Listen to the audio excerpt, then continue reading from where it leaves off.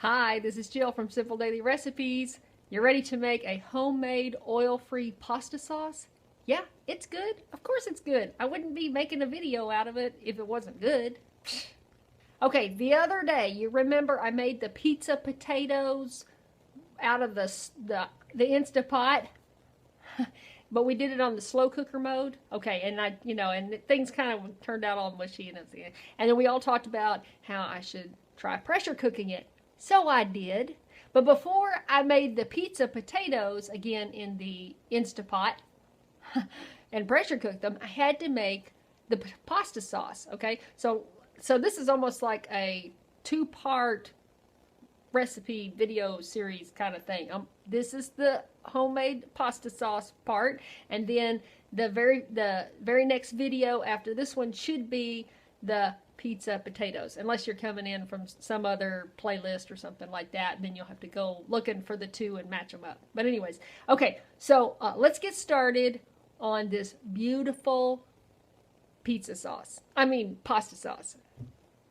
right, so I start out, this is a truly basic recipe. I start out with a small to medium onion, chopped up roughly, and then 2 garlic cloves.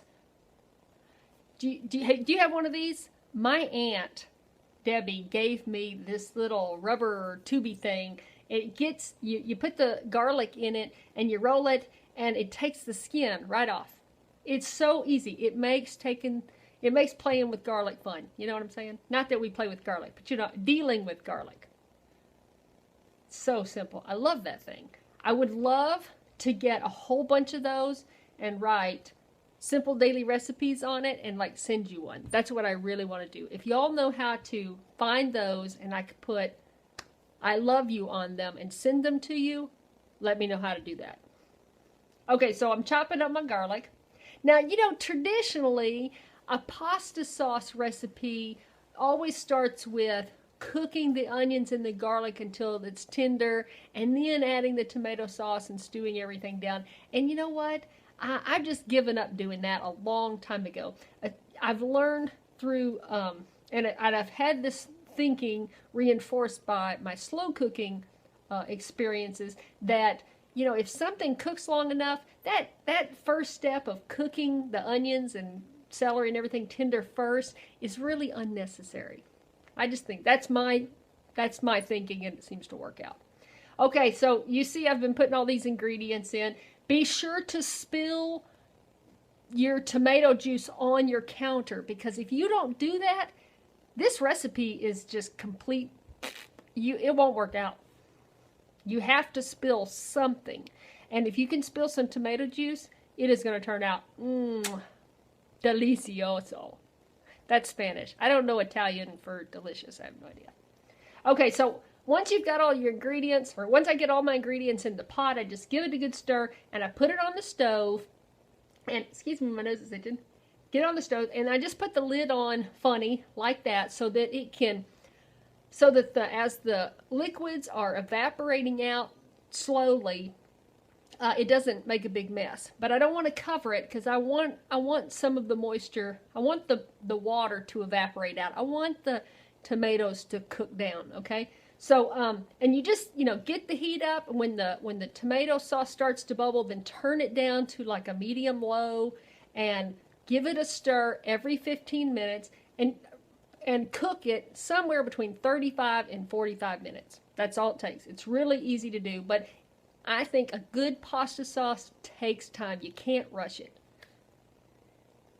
And then, so you can see even this was 40 minutes, and the onions were cooked. My nose keeps itching. Sorry. Okay, now everything is cooked down like I wanted. It's got a nice thickness to it. So I'm just going to get rid of the big chunky tomato parts with my immersion blender. Now I want to sneeze. Can you see my eyes watering up? I've got to fight it. Just give it a little gently on a low speed. Use your immersion blender to get the big chunks of tomatoes out. And I don't like and I don't want a super smooth sauce here. I still want it to have some texture to it. And then I always pull some out, let it cool, and test to see if it's got enough of the flavors. Did you see I didn't put any salt in it? I didn't put any pepper in it. Okay, I saved that for the very end if I even want to. And, you know, and there's enough flavor from the Italian seasonings and the garlic and onion that I didn't have to add anything else to it. When you cook your tomato sauce slow and you're patient with it like this, you don't have to add a whole lot to it to make it good. All right, okay, so there's the pasta sauce. It's that simple. Now go over to the next video, pressure cooked pizza potatoes with the Instapot video. Look for that one.